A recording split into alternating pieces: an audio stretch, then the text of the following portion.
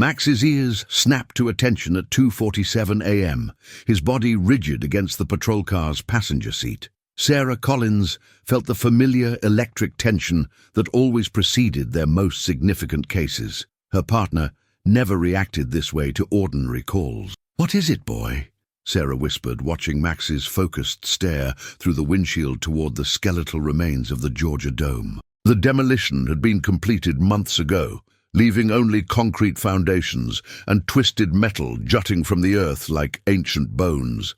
The dispatch crackled. Unit 47, multiple noise complaints from Vine City residents, possible construction activity at the old dome site, no permits on file. Sarah stepped out into Atlanta's humid night air, her tactical boots crunching on broken asphalt. Max leaped down beside her, his black tactical harness gleaming under the streetlights. His nose worked the air with surgical precision, catching scents that told stories humans couldn't read. "Someone's definitely been here," Sarah muttered, spotting fresh tire tracks in the dust. Heavy machinery, judging by the depth and width. But at 3 in the morning? Max whined softly and pulled toward the northeastern corner of the ruins, where shadows seemed deeper than they should be. Sarah trusted that whine.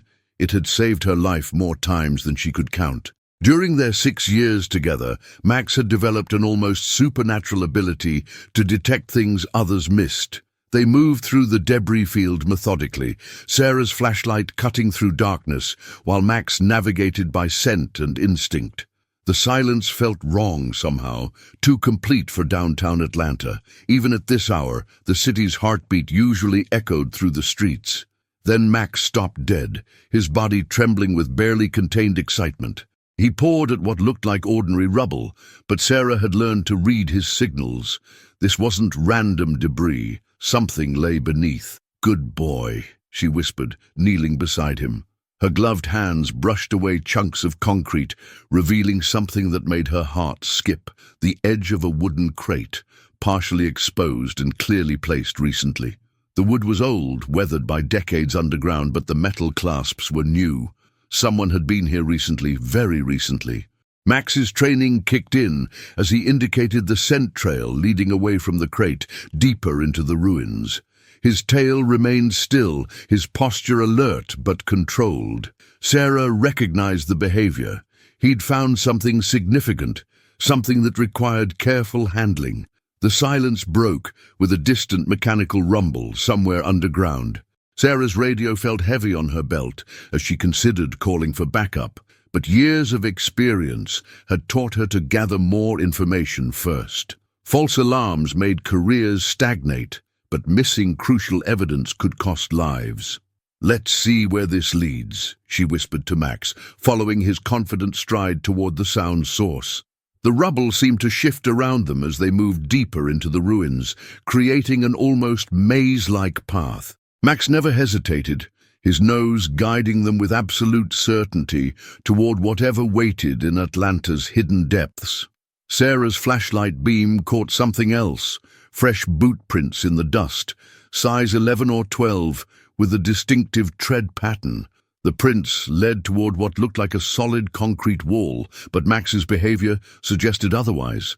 He scratched at a section of wall that seemed slightly different from the rest, his whine growing more insistent. "What are you telling me, partner?" Sarah ran her hands along the concrete surface, feeling for irregularities. There, a slight gap, barely visible, but definitely present. Someone had installed a false wall, disguising what lay behind.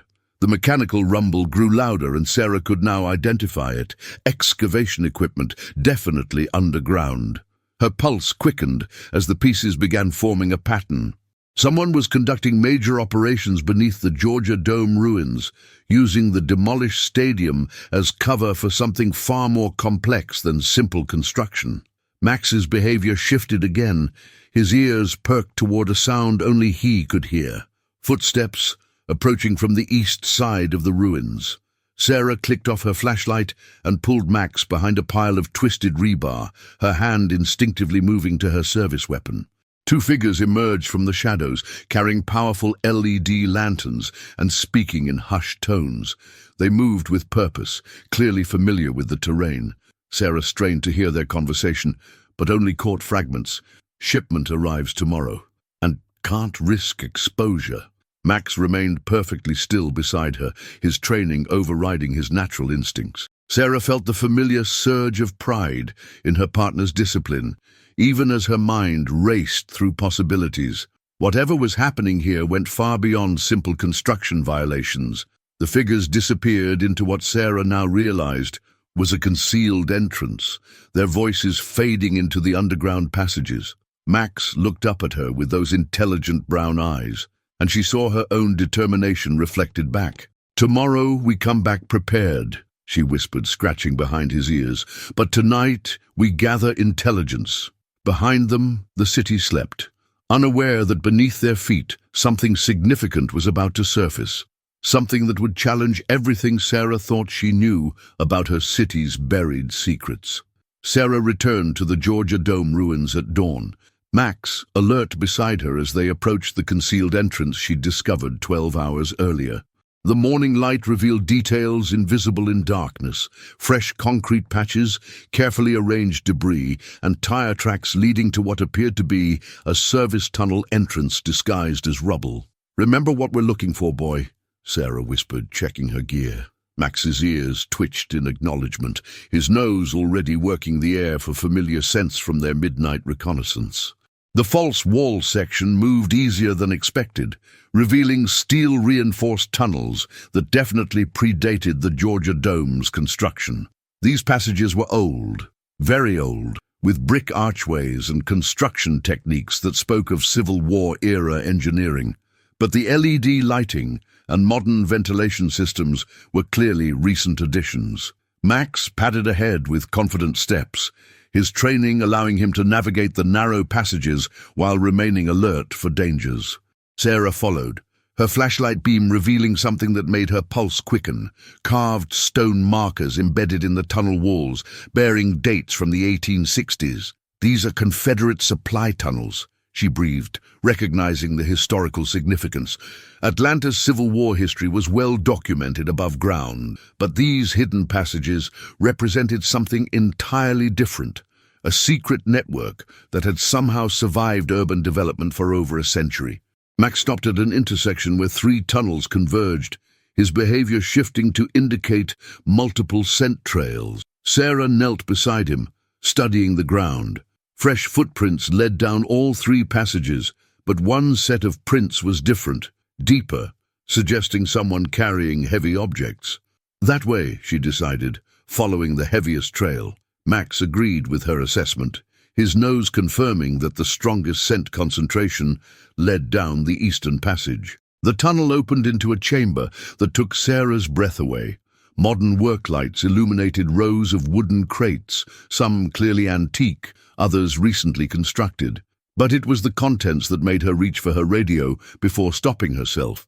This required careful documentation before backup arrived. Confederate uniforms hung from wooden frames, their grey wool still intact after decades of preservation.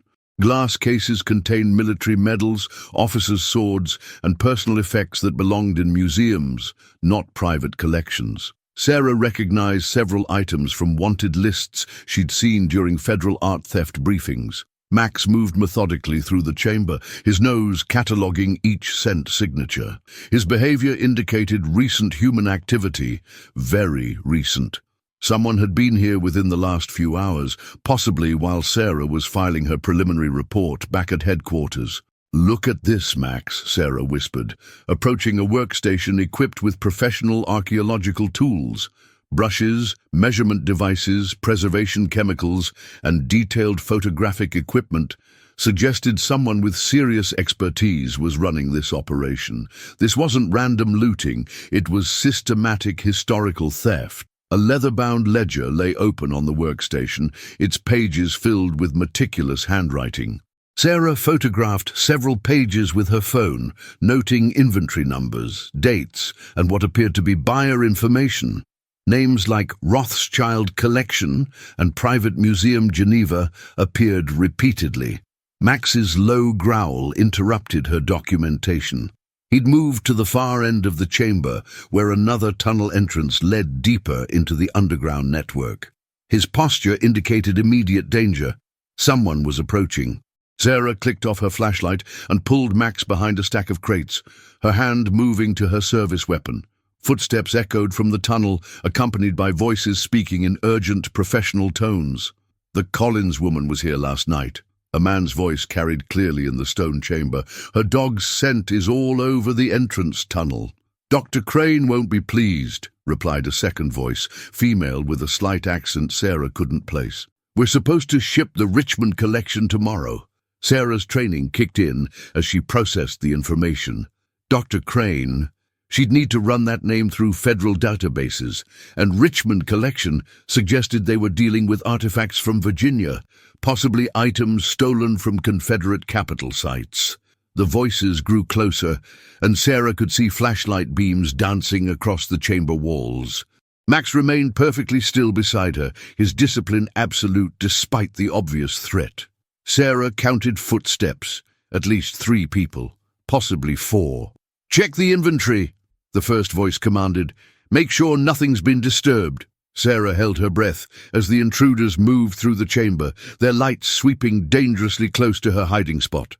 Max's body remained coiled but controlled, ready to react if their position was compromised. The search seemed to last forever, but finally the voices began moving away from the chamber, heading deeper into the tunnel system. Sarah waited 5 full minutes after the last footstep faded before emerging from cover.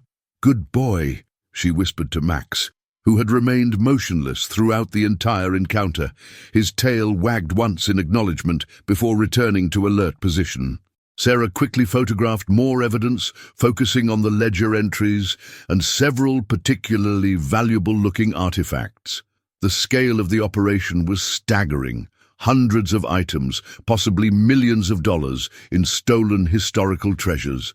Max indicated another scent trail leading to a different section of the chamber, where Sarah discovered something that changed everything: modern shipping containers marked with international freight labels ready for transport.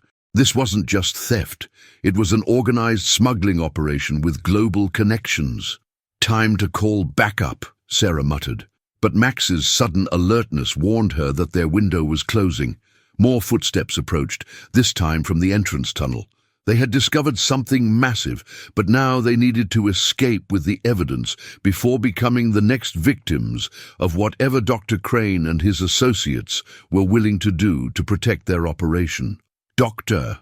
Vincent Crane had always believed that history belonged to those brave enough to claim it. Standing in his private study 30 years earlier, fresh from his dismissal from Emory University, he traced his finger across the faded Confederate map that would change everything.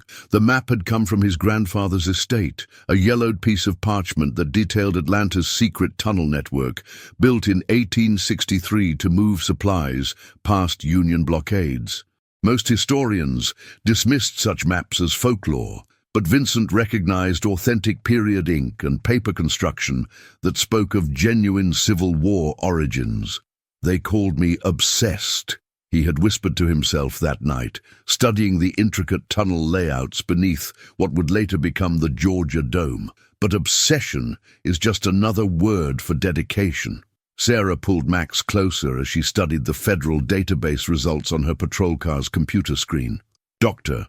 Vincent Crane, age 58, formerly Associate Professor of American History at Emory University, until his termination in 1995 for academic misconduct involving artifact authentication. Multiple citations for trespassing on protected historical sites. 3 arrests for attempted theft of Civil War memorabilia, charges dropped due to technicalities. "Our guy's been planning this for decades," Sarah murmured, scrolling through incident reports. Max watched her intently, sensing her growing concern as the pieces fell into place. The database revealed Crane's transformation from respected academic to black market dealer. After his university dismissal, he disappeared from public records for 5 years, only to resurface in international auction houses specializing in American Civil War artifacts. Interpol had flagged him twice for suspicious transactions, but never gathered enough evidence for prosecution. Sarah's phone buzzed with a text from her contact at the FBI's art crime team. Crane's wanted in connection with the Richmond Museum theft last year. $3.2 million in Confederate artifacts disappeared overnight. Clean operation, inside knowledge required. Max's ears perked up as Sarah's radio crackled with another call. Suspicious activity reported at Oakland Cemetery, Atlanta's historic burial ground, where many Civil War soldiers rested. The timing couldn't be coincidental. "Looks like our Dr. Crane is expanding operations," Sarah said, starting the patrol car. Max settled into his passenger seat, but his alertness level remained high. He'd learned to read Sarah's mood changes, and her tension was contagious. Oakland Cemetery at noon should have been peaceful, filled with tourists and history enthusiasts. Instead, Sarah found fresh excavation marks near the Confederate section, carefully concealed but visible to trained eyes. Someone had been digging recently, and not for legitimate archaeological purposes. Max immediately picked up familiar scents from the Georgia Dome tunnels. The same people had been here, probably within the last 24 hours. His nose led Sarah to a maintenance shed behind the cemetery's administrative building, where fresh tool marks on the lock indicated recent forced entry.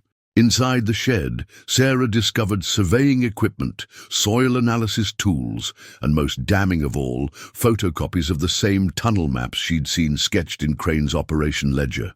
The copies showed detailed measurements extending from the Dome site to Oakland Cemetery, suggesting an entire underground network connecting multiple historical locations. "He's been mapping the whole system," Sarah realized, photographing the evidence. Not just the Dome tunnels, every Confederate passage that survived urban development. Max indicated another scent trail leading away from the shed toward the cemetery's oldest section. Sarah followed, noting disturbed ground that matched the excavation patterns from the tunnel operation. Someone had been removing artifacts from burial sites, using the historical tunnel network to transport stolen items without detection. Her phone rang with an unknown number. Against her better judgment, Sarah answered. "Officer Collins." The voice was cultured, educated, with the slight accent she'd heard in the tunnels. "I believe you've been exploring areas that don't concern you." "Dr. Crane, I presume," Sarah replied, signaling Max to stay alert. The dog's posture shifted into protection mode, sensing potential danger through Sarah's voice. "My work preserves history that would otherwise be lost to bureaucratic negligence," Crane continued. "These artifacts deserve proper appreciation, not gathering dust in understaffed museums." "You mean they deserve private collectors willing to pay black market prices?" Sarah countered, watching Max scan their surroundings for any sign of immediate threat. Crane's laugh was bitter. "You have no idea what you're interfering with, officer. My buyers include some of the world's most prestigious private collections.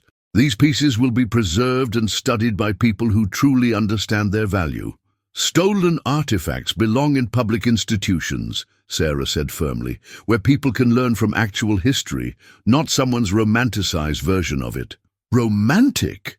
Crane's voice hardened. "I spent my career watching priceless historical items deteriorate in basement storage rooms while administrators worried about insurance costs. My methods ensure these treasures receive the care they deserve." Max's low growl warned Sarah that they were no longer alone in the cemetery. She spotted movement between the monuments, at least two figures positioning themselves strategically among the headstones. "Your methods include theft and vandalism of protected sites," Sarah said, backing toward her patrol car while keeping Max close. "That's not preservation, it's exploitation." "Consider this your final warning," Crane said before the line went dead. Sarah reached her car as the first figure emerged from behind a large Confederate monument, but Max was already alerting to another presence behind them. Whatever Dr. Crane's next move would be, Sarah realized she and Max had moved from investigators to targets. The academic-turned-criminal had spent 30 years building his network, and he wasn't going to let one police officer and her dog destroy his life's work. Sarah's supervisor, Lieutenant Morrison, looked skeptical as she presented her evidence back at headquarters. The photographs, database records, and federal art theft connections should have warranted immediate federal intervention, but Morrison's response chilled her blood. "Collins, I need you to back off this case," he said, closing her file without reviewing the tunnel photographs. "Building inspectors will handle any construction violations at the dome site." "Why, sir, this isn't about building codes," Sarah protested, Max sensing her rising tension. "We're looking at organized theft of federal protected artifacts, international smuggling operations, and—" "Drop it!" Morrison's tone brooked no argument. "That's a direct order. Focus on your regular patrol duties." Sarah stared at her supervisor, recognizing something she'd never seen before: fear. Morrison had always supported her investigations, but now he wouldn't even look at her evidence. Someone had gotten to him first. Walking back to her patrol car, Sarah felt the weight of isolation settling over her shoulders. Max pressed against her leg, offering silent support as she processed the implications. If she couldn't count on departmental backing, she and Max were truly on their own. Her phone buzzed with a text from an unknown number. "Meet me at Piedmont Park. Alone. Come armed. A friend who knows about Dr. Crane." Sarah showed the message to Max, who tilted his head as if considering the options. "What do you think, partner? Trap or genuine help?" Max's calm demeanor suggested he wasn't detecting immediate danger from the message itself, but Sarah knew his abilities had limitations. Whoever sent this knew about Crane's operation and had her personal phone number. That combination suggested either law enforcement connections or criminal surveillance. Piedmont Park at sunset offered multiple escape routes and good visibility, tactical advantages that made Sarah's decision easier. She found the messenger waiting by the lake, Agent Maria Santos from the FBI's art crime team, her federal credentials answering Sarah's unspoken questions. "Dr. Crane's operation is bigger than you realize," Santos said without preamble. "We've been tracking him for 3 years, building a federal case that could dismantle an entire international network." Max remained alert but relaxed as Santos approached, his training allowing him to distinguish between legitimate law enforcement and potential threats. Sarah trusted his judgment, but kept her guard up nonetheless. "Why haven't you moved against him already?" Sarah asked, noting Santos's genuine federal credentials and obvious expertise. "Because we needed someone on the inside to document his Atlanta operation," Santos replied. "Your discovery of the tunnel network provides the final evidence we need, but Crane's people have federal contacts. Someone warned him you were getting close." Sarah's stomach dropped. "Someone in my department, possibly, or someone with access to police databases," Santos confirmed. "Either way, you're compromised. Crane knows you're onto him, and his response won't be subtle." As if summoned by their conversation, Sarah's radio erupted with an emergency call. "All units, officer needs assistance at Oakland Cemetery. Reports of explosive devices discovered near Confederate section." Max's ears flattened against his head as Sarah recognized the trap. Crane was forcing her into a confrontation on his terms, using her sense of duty against her. If she responded to the call, she'd be walking into whatever he had planned. If she didn't respond, other officers would face dangers meant for her. "He's escalating," Santos observed grimly. Crane's archaeological background includes demolitions training from his early career. If he's planted explosives, they're probably connected to those Civil War-era tunnels you discovered. Sarah's mind raced through options. The tunnel network connected multiple sites across Atlanta, and Crane had 30 years to study every passage, every structural weakness. He could trigger collapses that would destroy evidence while eliminating threats to his operation. "I have to respond," Sarah decided. "Other officers don't know what they're walking into." "Not alone," Santos said firmly. "My team's en route, but we need 20 minutes. Can you delay until backup arrives?" Max looked between the two women, sensing the gravity of their discussion. His training had prepared him for dangerous situations, but this felt different, more personal, more targeted than their usual cases. Sarah's radio crackled again. "Unit 47, respond immediately to Oakland Cemetery. Bomb squad requested but not yet available." He's forcing our timeline, Sarah realized. If I wait 20 minutes, other officers could be killed by devices meant for me. Santos grabbed Sarah's arm. Crane's not just a thief anymore. He's willing to kill to protect his operation. Those tunnels could be rigged with explosives designed to collapse if triggered improperly. Max pressed closer to Sarah's side, his loyalty absolute despite the obvious danger ahead. She scratched behind his ears, drawing strength from his unwavering confidence in their partnership.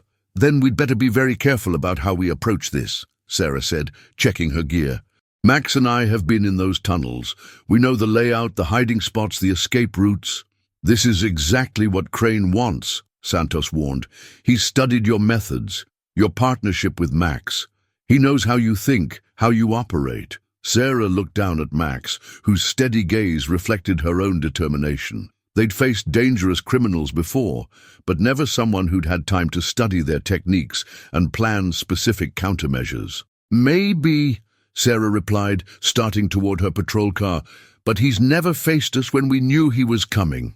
The sun was setting over Atlanta as Sarah and Max drove toward Oakland Cemetery, where Dr. Vincent Crane waited with 30 years of preparation and the desperation of a man with nothing left to lose. Oakland Cemetery appeared deserted when Sarah and Max arrived, but the absence of other police units confirmed her suspicions. This was a trap designed specifically for them. Max's nose worked the evening air, detecting traces of explosives and the familiar sense from their previous encounters with Crane's operation. "Bomb squad's been delayed indefinitely," Sarah's radio announced, the timing too convenient to be coincidental. Someone was ensuring she'd face this confrontation alone, exactly as Crane intended. Max led her toward the Confederate section, where fresh excavation marks surrounded an opened entrance to the underground tunnel network. Unlike their previous discoveries, this entrance was deliberately obvious, marked with warning signs and yellow tape, a clear invitation that screamed danger. "He wants us to go down there," Sarah murmured, studying the tactical situation. Max's behavior indicated multiple human scents converging on this location within the last hour. They weren't just facing Crane, but his entire operation. Sarah's phone buzzed with a message: "Enter the tunnels alone, or the explosives destroy evidence of every theft for the past 30 years. Your choice, Officer Collins." The threat was clever. Crane knew Sarah's dedication to justice wouldn't let her walk away from evidence that could restore stolen artifacts to their rightful places. But entering the tunnels meant playing by his rules, in an environment he'd spent decades preparing. Max's low whine drew her attention to movement among the headstones. Armed figures positioned themselves strategically around the cemetery perimeter, cutting off surface escape routes. Crane had planned this confrontation thoroughly, leaving only one path forward, into the underground chambers where he held every advantage. "Together, like always," Sarah whispered to Max, checking her weapon and tactical equipment. Max's tail wagged once in acknowledgement before his expression returned to complete focus. The tunnel entrance led deeper than their previous explorations, revealing chambers that predated even the Civil War-era passages. These were natural caves, expanded and reinforced over centuries, creating a subterranean maze that connected multiple historical sites across Atlanta. Max's nose guided them through passages lined with stolen artifacts, not just Confederate items, but Revolutionary War pieces, Native American relics, and treasures spanning centuries of American history. The scale of Crane's operation was staggering, representing decades of systematic theft from sites across the southeastern United States. "Welcome to my life's work," Dr. Crane's voice echoed from speakers hidden throughout the tunnels. "Every piece here was rescued from neglect, preserved by people who understand its true value." Sarah followed Max deeper into the network, noting modern security cameras and motion sensors integrated with the historical architecture. Crane had transformed these ancient passages into a sophisticated storage and distribution center for his smuggling operation. "You're destroying the historical context," Sarah called out, knowing Crane was monitoring their progress. "These artifacts belong in museums where people can learn from them." Museums that lock them in storage rooms? Crane's bitter laugh filled the tunnels. I've seen priceless Revolutionary War documents crumbling in basement boxes while administrators worry about budget cuts. Max stopped at an intersection where multiple passages converged, his training identifying the strongest scent trail. But something was wrong. His posture indicated immediate danger ahead. Sarah trusted his warning, noting tripwires barely visible in the dim lighting. The tunnels are rigged, she realized, studying the sophisticated demolition setup. Crane hadn't just threatened to destroy evidence. He'd prepared to collapse the entire network if cornered, taking Sarah and Max with him.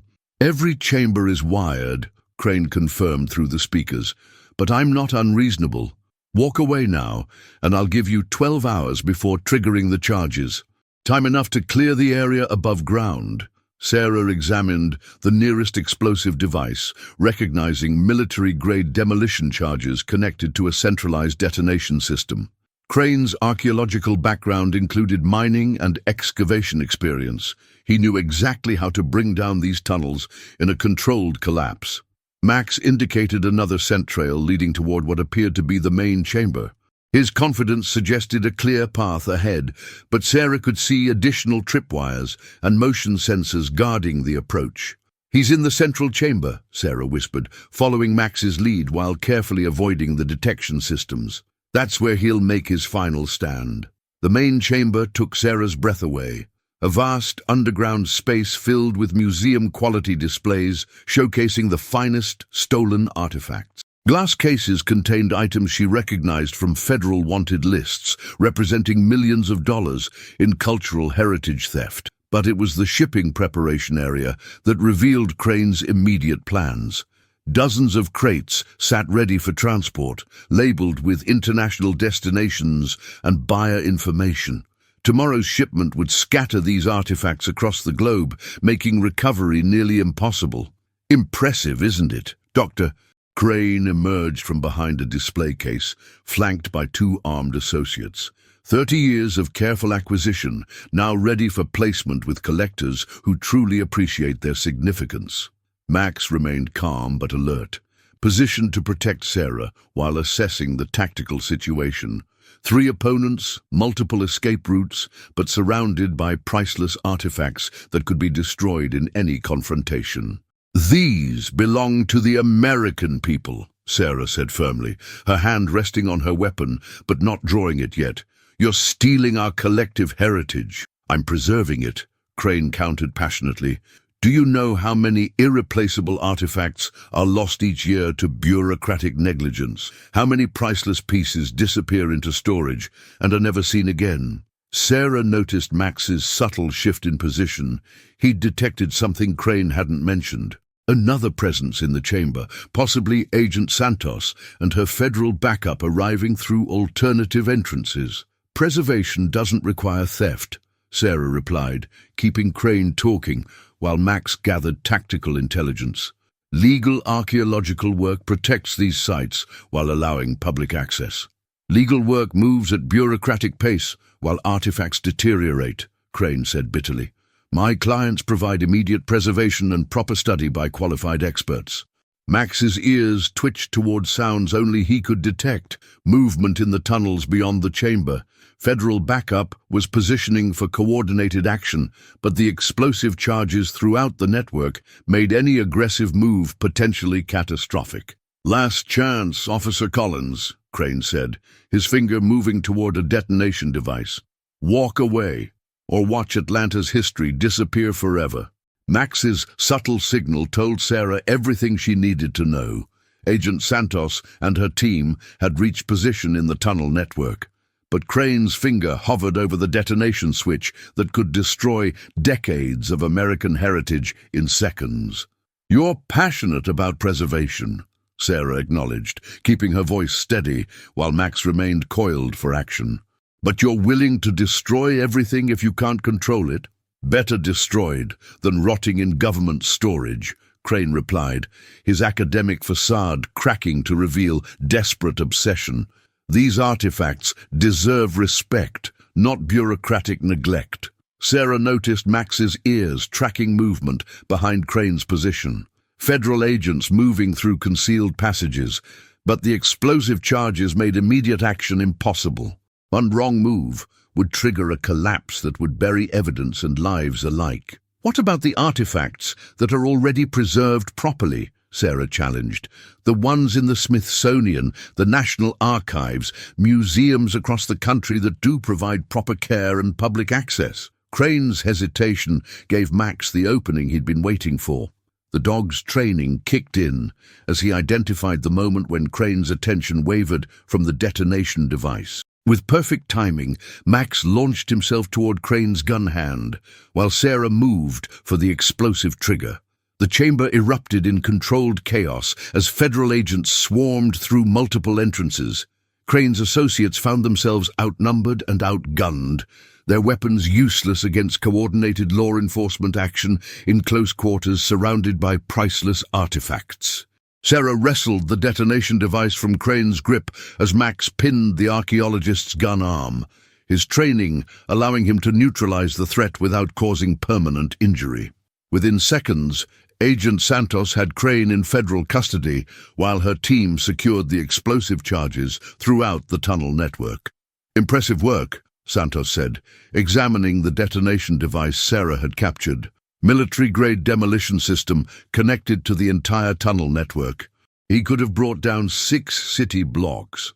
Max released Crane's arm on Sarah's command, stepping back but maintaining alert posture as federal agents processed the scene. His tail wagged once in satisfaction. Another successful mission completed with his partner. "The shipping manifests are intact," Sarah reported, photographing the crates prepared for international transport. "Buyers in Geneva, Tokyo, and London. This network reaches across the globe." "Doctor?" Crane glared at Sarah from federal custody, his academic composure completely shattered. "You have no idea what you've done. Those artifacts will disappear into government warehouses and never be seen again." "Actually," Agent Santos interjected, "they're going to the new American Heritage Discovery Center in Atlanta. Full public access, state-of-the-art preservation facilities, and educational programs designed to let people learn from actual history." Sarah watched Crane's expression crumble as he realized his life's work would achieve exactly what he claimed to want: proper preservation and public access, but through legal channels he'd spent 30 years rejecting. The artifact recovery took 6 hours, with federal teams cataloging items worth over $15 million in stolen cultural heritage. Revolutionary War documents, Civil War weapons, Native American pottery, and colonial-era artwork, representing 3 centuries of American history that would finally return to public institutions. Max supervised the operation with professional pride, his nose helping agents locate additional hidden chambers throughout the tunnel network. Several items had been missed in initial searches, but Max's training in detection work proved invaluable for complete recovery. "The tunnels themselves are going to become a protected historical site," Santos explained, as they emerged into Atlanta's morning sunlight. "The city's planning guided tours that will let people see actual Civil War supply routes." Sarah felt a deep satisfaction watching federal vehicles transport the recovered artifacts toward their new homes in legitimate museums.